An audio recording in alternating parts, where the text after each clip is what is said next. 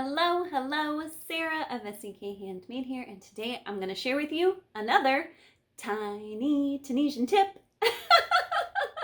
Now that I have loops pulled up on my hook, I'm going to go ahead, and this is why it's double-ended, I'm going to flip it around in the other direction, and I'm going to grab my other color of yarn, and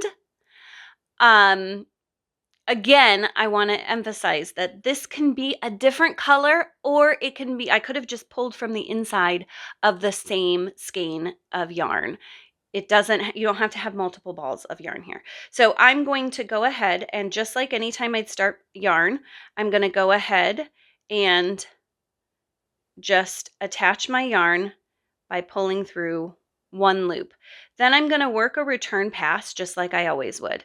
Yarn over, pull through 2 loops, yarn over, pull through 2 loops, yarn over, pull through 2 loops, and work my return pass just like that. I hope you enjoyed that tiny Tunisian tip. It is always my goal to help you grow confidently in your craft. I would love it if you would check out the description for other related links, including the link to my tiny Tunisian tip playlist, so you can check them all out.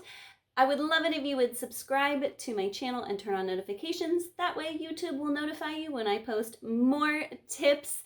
Thank you so much for joining me today, and happy Tunisian crocheting!